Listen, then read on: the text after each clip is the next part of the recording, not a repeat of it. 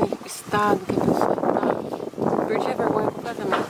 Oiê, bem-vindo a mais um vídeo da ArcSteel. Hoje a gente vai fazer uma conferência de fundação. E queria mostrar para vocês um pouquinho sobre esse assunto, que é o pontapé inicial da obra e dá um certo medinho nos clientes. Estamos indo para o canteiro de obra e resolvemos parar um pouquinho antes, porque tá um sol de rachar o cucuruto aqui. Na obra, além desse sol de lascar, tem todo o pessoal trabalhando em volta e eu achei que ia ficar muito tumultuado e até ia atrapalhar o trabalho deles. Hoje é o último dia, amanhã é concretagem, hoje é a conferência final. Então a gente decidiu parar aqui na sombra e gravar aqui. Primeira coisa que eu queria dizer para vocês é que essa obra é de 2 andares, é um sobrado em estrutura metálica no litoral. Então se você está pensando em construir alguma coisa parecido, eu acho que aqui vai servir como um bom estudo de caso para você. A gente vai ter várias filmagens dessa obra, a gente está só na fundação, tem a obra inteira pela frente. O projeto de fundação é feito lá atrás. É o segundo ou terceiro projeto a ser feito. Primeiro a gente tem o arquitetônico, que define todas as distâncias e segue a legislação. Depois a gente tem o projeto de estrutura metálica, que vai definir as cargas, os apoios.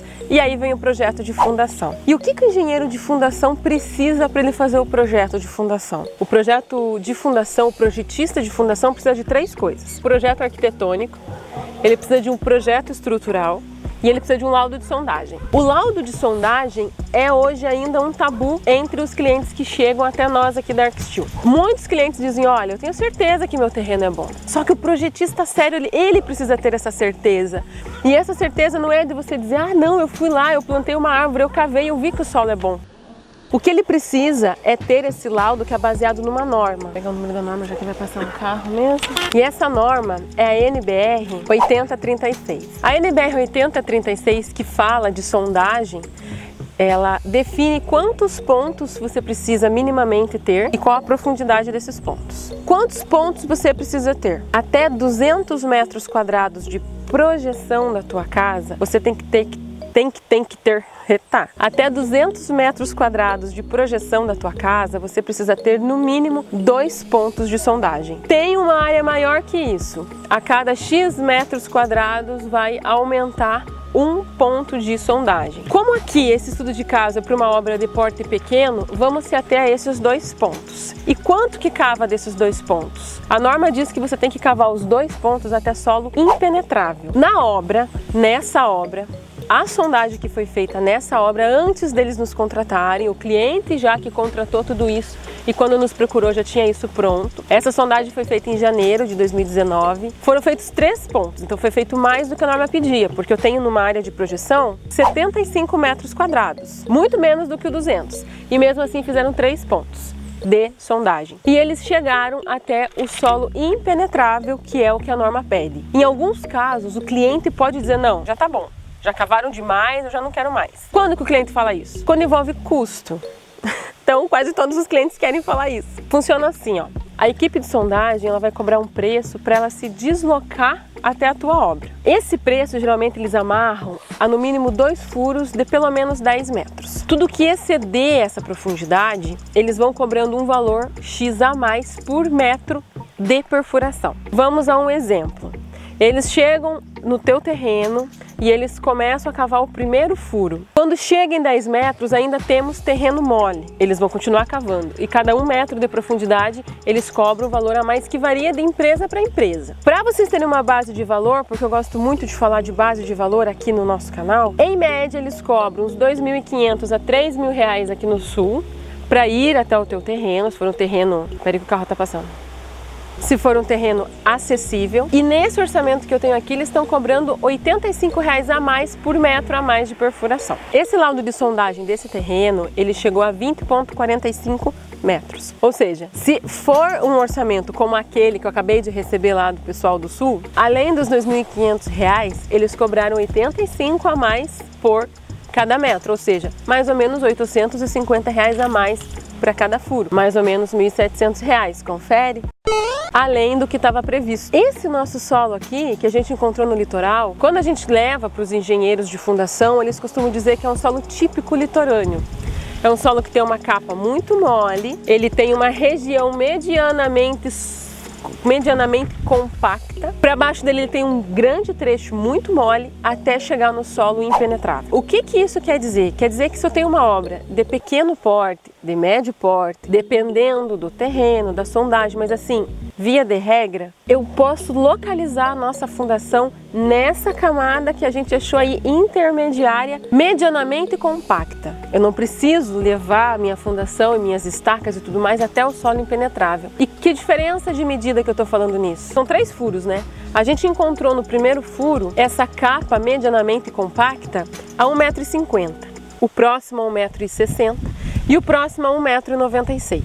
Então os nossos engenheiros lá, o pessoal parceiro que faz o projeto de fundação pra gente, eles definiram a fundação nessa profundidade, 1,50 m. Se for um empreendimento maior, algo mais robusto, que seja necessário uma fundação mais parruda, provavelmente teriam que ter encontrado esse solo mais impenetrável lá nos 18 metros de profundidade. Por que eu expliquei sobre sondagem para vocês? Porque eu quero convencê-los de que fazer uma obra com projetos é muito mais seguro e viável economicamente falando do que fazer uma obra no acho. E uma obra com projetos precisa da sondagem. A sondagem aqui definiu que a 1,50 m de profundidade eu podia pôr minha fundação, então não tinha cabimento eu cavar 3 metros. Não tinha cabimento eu cavar 8 metros. A 1,50 m eu já podia achar o solo medianamente compacto, compatível com a carga da nossa obra. Vamos agora para o modelo de fundação que a nossa obra está tendo. Quando a gente chegou nessa camada intermediária, eu vou ver se eu faço um desenho para vocês para ilustrar melhor e a gente insere aqui no meio do vídeo. Se não der, me perdoe. Nessa capa medianamente compacta, a gente localizou a nossa fundação, que é formada por sapatas. O que aconteceu? Cavamos e chegamos a 1,50 m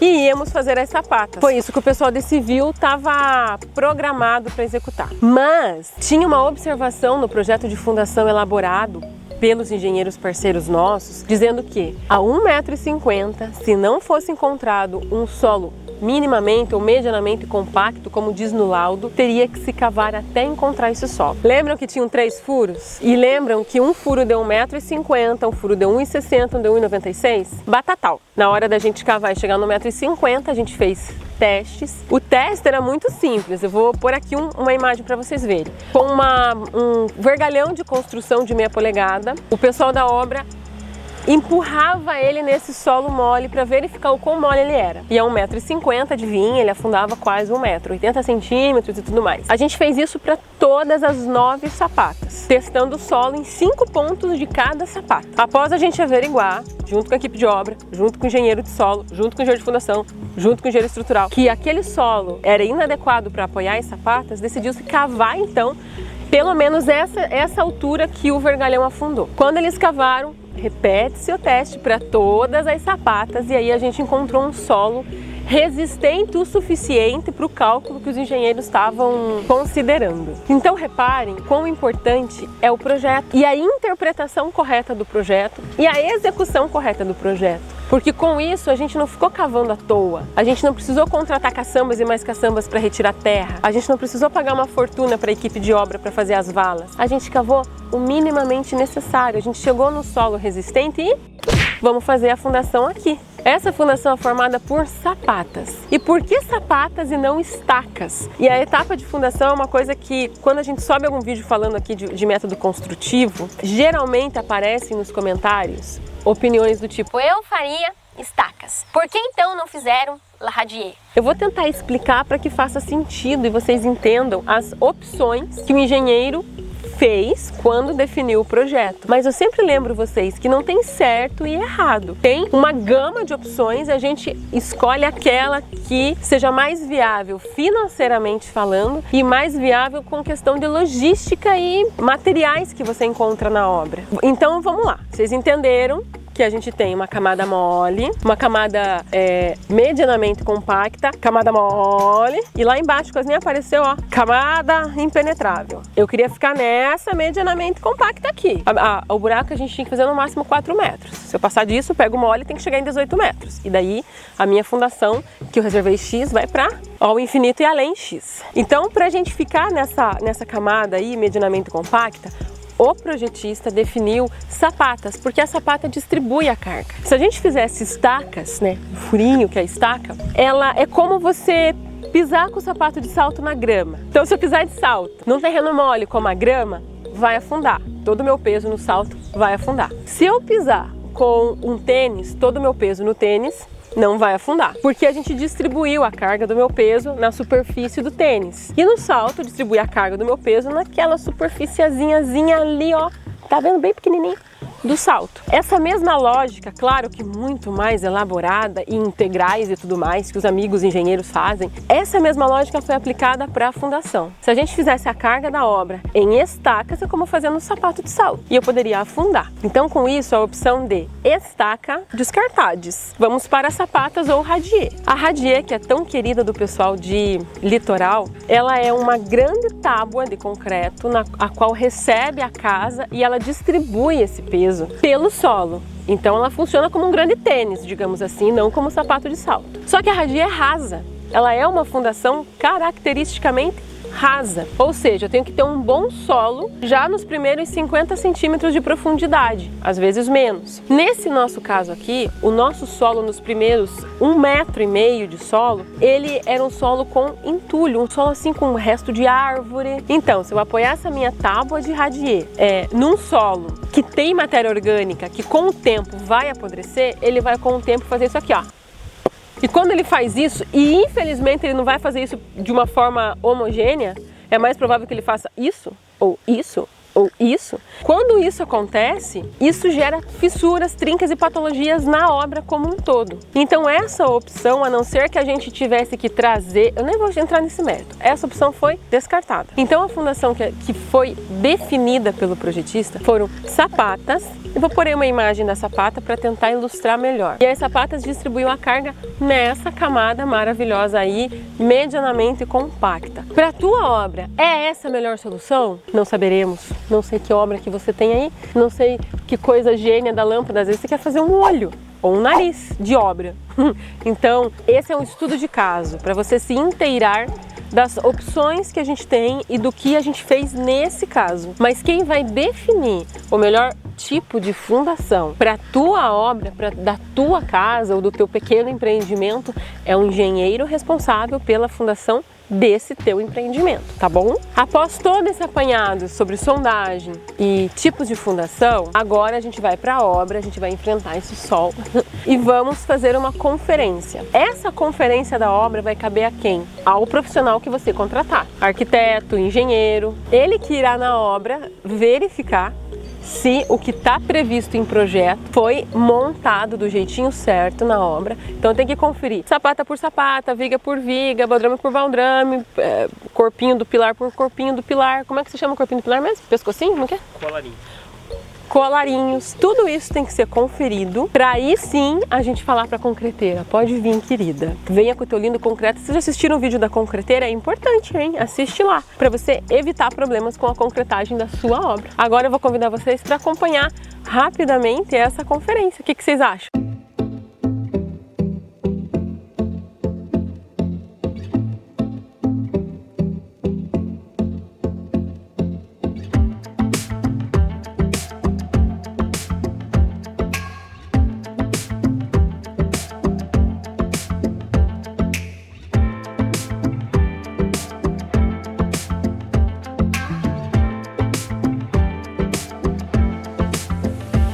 Chumbadores da estrutura metálica?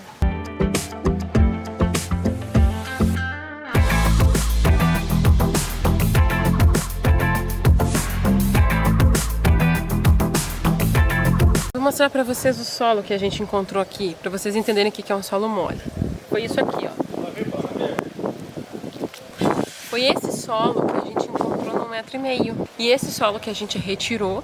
E por isso que tá essa bagunça aqui. Então vocês vejam, parece bobagem, né? Eu dizer pra vocês, a gente não cavou 50 centímetros a mais, porque o projeto e a sondagem nos orientaram. Mas cavando o minimamente necessário, vocês já estão vendo o mar de terra que tá atrás de mim? Imagina se a gente cavasse a mais à toa, porque tem toda a logística da obra que tem que acontecer. Então é isso que eu queria mostrar.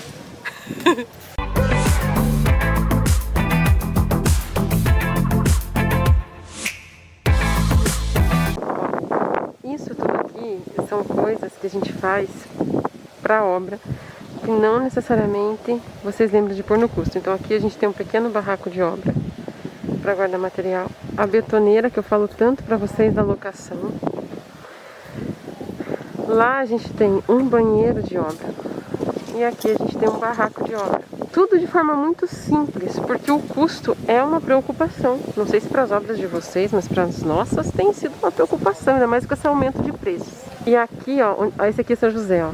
Aqui onde São José tá lá, erguendo e puxando um araminho, é onde vai acontecer a maior parte da fundação. Nós temos 9 sapatas. Praticamente no encontro de cada uma dessas vigas, isso que vocês estão vendo aqui na horizontal é uma viga baldrame. Praticamente no encontro de cada uma sai um colarinho e uma sapata lá embaixo. Eu vou mostrar pra vocês como é que tá o buraco, porque a gente teve que colocar uma bomba pra essa obra.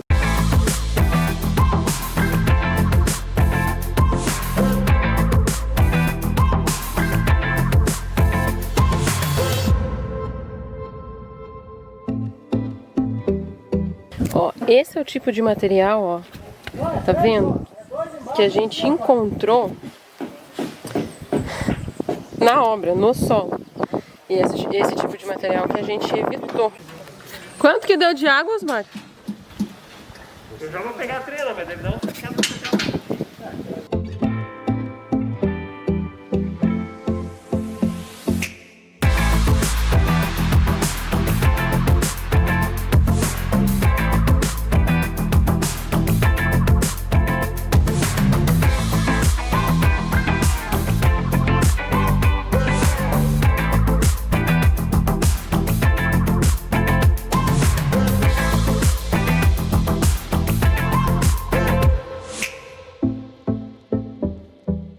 Conferência de fundação. O que a gente quer mostrar agora? Isso aqui que é um chumbador ou insert. Isso aqui é a empresa de estrutura metálica que entrega aqui na obra para a equipe de civil instalar. E em cima dessa espera metálica, que é o insert, vai ser soldada. Nesse caso, a estrutura vai ser soldada aqui em cima. Então, depois das nossas sapatas concretadas, teoricamente, todas as esperas para a estrutura metálica vão estar no lugar, chumbadas ó, através dessas garrinhas. Então ela agarra lá dentro do concreto e com isso é uma base firme para a gente poder soldar. É o arranque, digamos assim, da estrutura metálica. Ó, tem vários tamanhos. Tem esse aqui, pequenininho. Tem esses maiores que estão servindo de banco. Tem esse que está servindo de banco. E cada um deles vem marcado qual pilar ele se refere. P12. Aqui tem um formatinho diferente. Você achou que era leve? Ó, é um P8 e por aí vai. Mata essa butuca, desgraçado. Por que? Ó! Pô, mas eu não conseguia tirar a mão, né? Você tava filmando e ela aqui me comendo.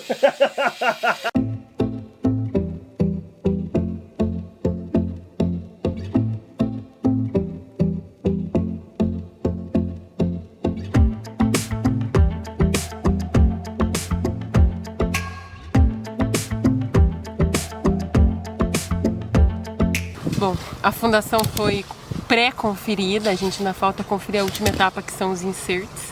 Agora é mais ou menos umas 5 horas da tarde. A gente vai dar uma saidinha rápida, ver se a gente acha uma bebida gelada pro pessoal da obra. Enquanto isso, eles terminam de instalar os inserts com tranquilidade, porque tem alguém olhando eles fazendo, filmando. Não é uma coisa muito animadora, né? Deixa a galera meio nervosa. Aí a gente volta daqui a pouquinho e a gente vai mostrar o final dessa conferência, tá bom?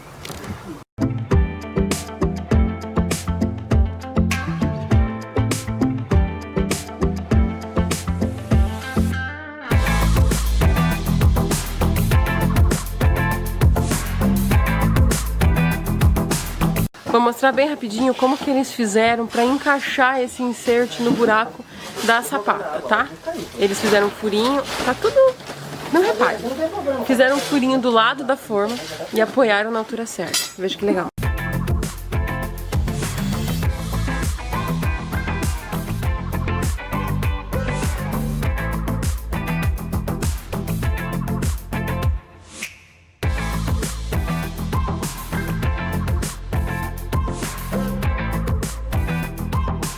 Ali, ó, a gente tá vendo a ferragem, os ferrinhos que eles passaram, que é onde apoia a sapato que o seu Mauro tá segurando. Ó, a gente tem esse ferrinho que eles passaram na altura certa. A gente tem uma certa cota que tem que ficar dessa altura. E essa é a espera do P7. Já deixa teu joinha, compartilha esse vídeo. Compartilha esse vídeo, você tá escutando isso? Se inscreve no nosso canal, ativa o sininho de notificações e deixa aqui um comentário se você sabia o que era sondagem, como funcionava, o que é uma fundação, o que você achou do vídeo como um todo. Até! Acho que eu cheguei no fim.